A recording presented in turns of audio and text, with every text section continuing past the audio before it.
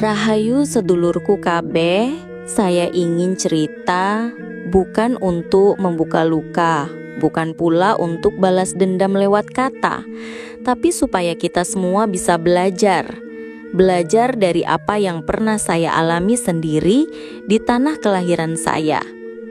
Di kampung yang katanya penuh gotong royong, tapi kadang justru menusuk dari belakang.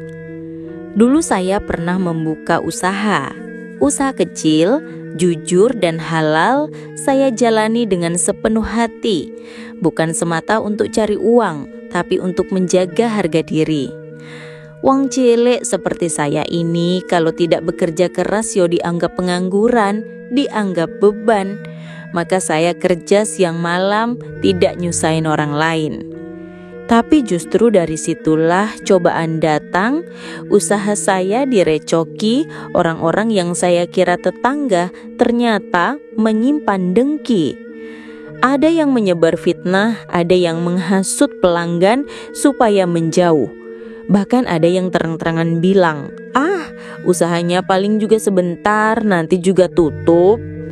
Saya waktu itu bingung, sakit hati dan jujur, saya tidak kuat. Saya tidak paham apa salah saya, kenapa mereka begitu. Bukankah kita ini hidup di kampung Jawa, kampung yang katanya punya unggah-ungguh, tepasaliro dan budi pekerti. Tapi justru dari situlah saya sadar, kadang orang yang rajin sembahyang 5 waktu pun bisa jadi pelaku kezaliman. Mereka rajin ke masjid, topi putih, tapi ketika pulang dari sembahyang yang dibawa bukan berkah, tapi prasangka. Bukannya ngasih contoh welas asih, malah jadi teladan dalam menebar iri. Mereka tidak sadar bahwa sejatinya Tuhan menyuruh kita untuk paring pangapuro, memberi dan memaafkan, bukan malah sibuk meminta-minta lewat doa, sementara hati masih penuh kotoran. Itulah pentingnya mengapa harus mengerti makna ayat, bukan hanya sekedar membaca dan menghafal.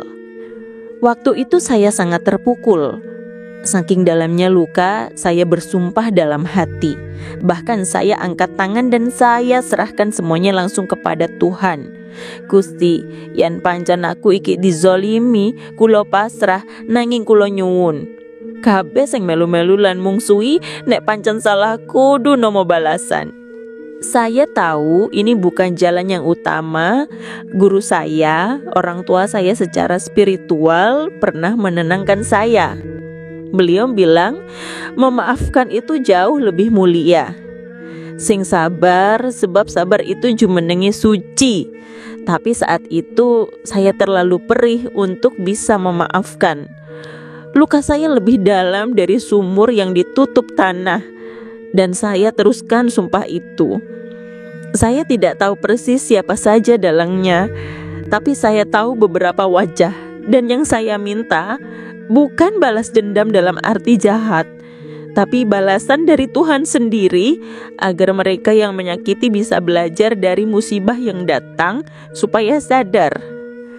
Dan benar saja, hari-hari berlalu, bulan berganti, tahun pun berjalan.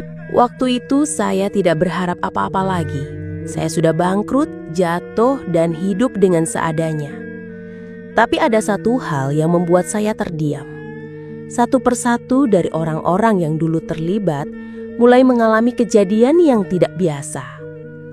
Ada yang tiba-tiba sakit, bukan sekadar demam, tapi sakit aneh yang tidak kunjung sembuh meski sudah berobat kemana-mana. Ada yang akhirnya meninggal, ada yang rumah tangganya hancur berantakan, ada yang ditinggal istrinya sampai rumahnya kosong, ditinggal pergi tanpa pamit.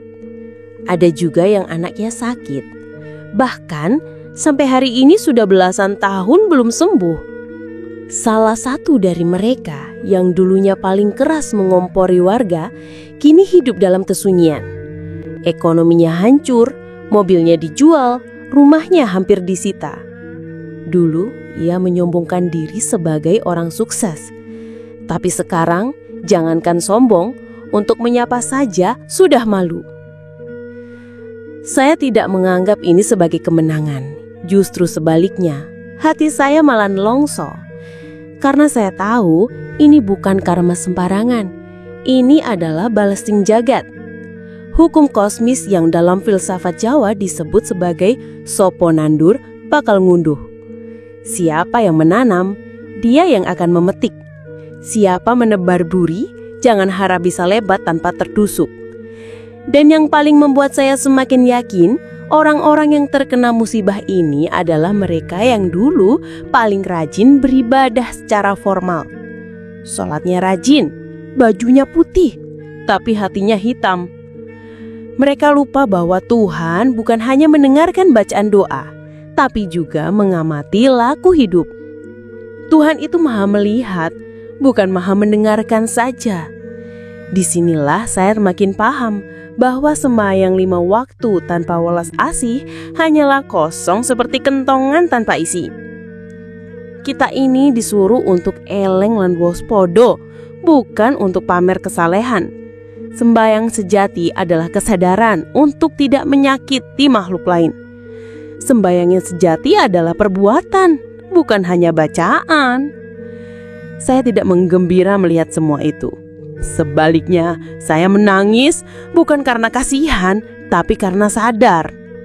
Ternyata ucapan yang lahir dari hati yang remuk bisa menjadi senjata yang lebih tajam dari keris. Kata-kata adalah doa, dan doa dari orang yang dizolimi. Wong kang keset seringkali langsung sampai ke langit.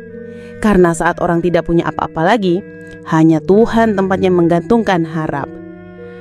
Waktu itu saya merasa bersalah, tapi apa boleh buat, saya sudah terlanjur membuat perjanjian batin.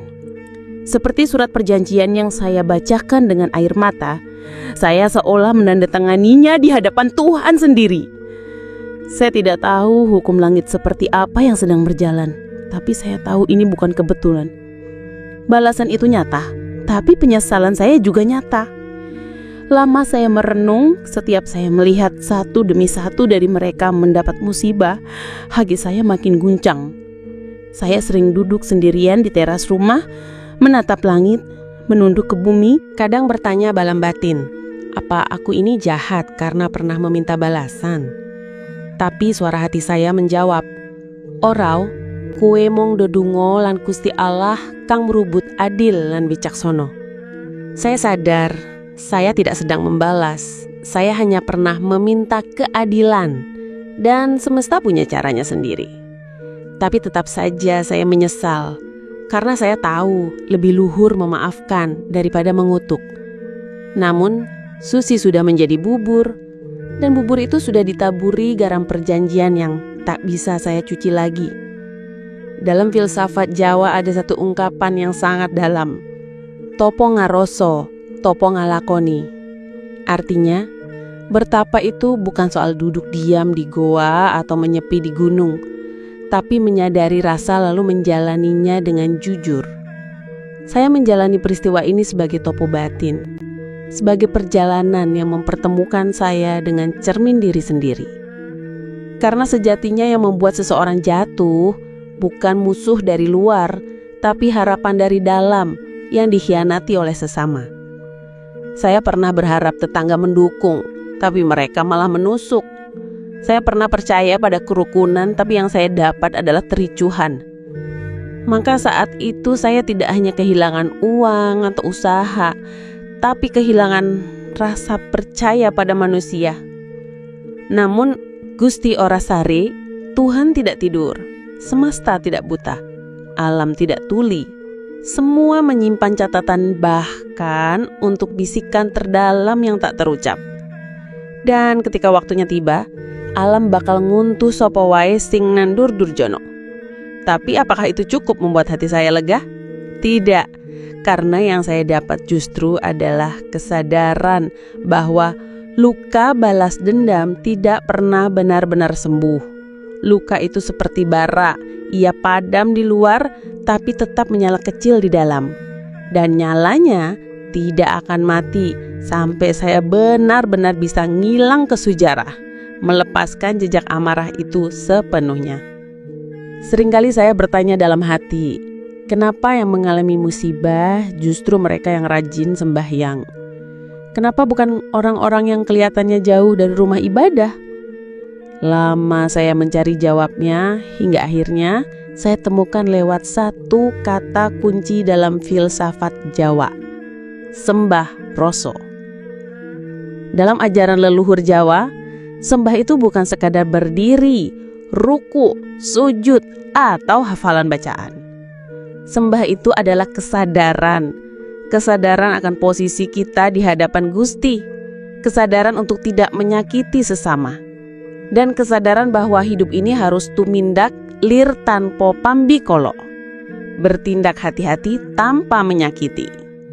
Kalau sembahyang hanya dipahami sebagai meminta kepada Tuhan, maka itu belum cukup, karena Gusti Allah permohonan tapio kesadaran. Tuhan tidak kekurangan apapun. Yang Tuhan inginkan dari manusia adalah eling lan waspodo. Dan sekarang saya mengerti, percuma orang rajin sembahyang 5 waktu kalau setelah itu lidahnya menyakiti, pikirannya kotor, perbuatannya menzolimi. Apa bedanya dengan orang yang tidak sembahyang tapi hatinya penuh kasih dan tindakannya jujur? Maka saya percaya Tuhan tidak menilai dari ritual, tapi dari laku. Tuhan tidak menghitung jumlah doa, tapi menghitung jumlah kebaikan yang lahir dari hatimu. Doa itu kan meminta, bukan memberi. Padahal Gusti menyuruh kita memberi seperti firman-Nya di dalam ayat 1-7. Kenapa kalian ingkar? Setelah semua peristiwa ini, saya belajar satu hal yang sangat penting. Gusti Allah iku ora grusa-grusu. Dia tidak tergesa, tapi pasti. Dan saya pun kini hidup dalam keheningan. Saya sudah tidak ingin lagi membalas. Tidak ingin tahu siapa lagi yang jatuh. Tidak lagi mengamati siapa yang mendapat musibah. Karena saya sadar hukuman sejati adalah ketika seseorang hidup tanpa kesadaran. Musibah yang sebenarnya bukanlah sakit, kemiskinan, atau kehilangan, tapi mati rasa, mati nurani. Karena saat itu terjadi, maka seseorang tidak bisa lagi membedakan mana yang benar dan mana yang salah. Dan itulah awal dari kehancuran sejati. Saat manusia hidup, tapi batinnya mati. Maka dari itu, saya ingin mengajak Anda semua yang mendengar cerita ini, jangan pernah remehkan doa orang yang terzolimi. Tapi juga jangan sampai hidup kita dipenuhi dendam. Karena dendam itu seperti racun, bisa membunuh pelakunya perlahan. Lebih baik kita gayuh pepadang, meraih cahaya kesadaran. Belajar dari laku hidup, bukan dari ceramah. Belajar dari rasa, bukan hanya kata. Kini setelah bertahun-tahun berlalu, saya hidup lebih tenang. Bukan karena saya sudah kaya, bukan juga karena usaha saya kembali sukses, tapi karena saya mulai bisa menerima semuanya sebagai bagian dari laku hidup. Saya mulai memahami bahwa hidup ini seperti sawah. Apa yang kita tanam, itulah yang akan kita tuai. Dan kadang kita tidak tahu bahwa benih yang kita lempar meski kecil bisa tumbuh jadi pohon karma yang besar. Bisa melukai orang lain, bisa juga menumbuhkan berkah. Saya bersyukur pernah mengalami luka, karena dari luka itulah saya mengenal makna ikhlas. Saya bersyukur pernah jatuh, karena dari jatuh itulah saya belajar berdiri tanpa menyandarkan diri pada siapapun kecuali Gusti. Dan kini saya paham bahwa hidup bukan tentang siapa yang paling sering berdoa, tapi siapa yang paling sering memberi. Bahwa Tuhan tidak bisa disuap dengan kata-kata manis dalam sembayang, tapi bisa diraih lewat laku tulus yang memberi terang pada sesama. Masarahan itu tidak membutuhkan ritual, tapi manusia yang butuh kesadaran. Kesadaran bahwa hidup ini hanya sementara.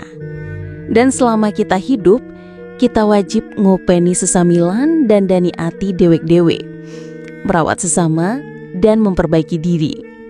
Maka sedulurku, kalau hari ini Anda merasa dizolimi, jangan langsung membalas, tapi renungkan. Kalau hari ini Anda melihat orang lain mendapat musibah, jangan langsung menghakimi, tapi belajar dari kisah mereka. Dan kalau hari ini Anda masih suka berdoa tapi enggan memberi, cobalah ubah. Karena sejatinya doa terbaik adalah kebaikan yang Anda lakukan diam-diam. Semoga cerita hidup saya ini bisa jadi cermin bagi siapa saja yang mau berenung. Bukan untuk menghakimi siapapun, tapi untuk mengajak kita semua sadar bahwa hukum semesta selalu berjalan pelan, diam-diam, tapi pasti. Ngger, kowe anak putuku kabeh, ayo sinau babagan primbon Jawa neng channel Hendri Kim Yong iki. Bener Ngger, ben uripmu kabeh bisa temoto, tentrem, ayem. Nek do pengen sinau weton primbon Jawa, langsung wae nek channel YouTube Hendri Kim Yong. Bener, aja nganti lali di subscribe, like, komen, dan share. Ya.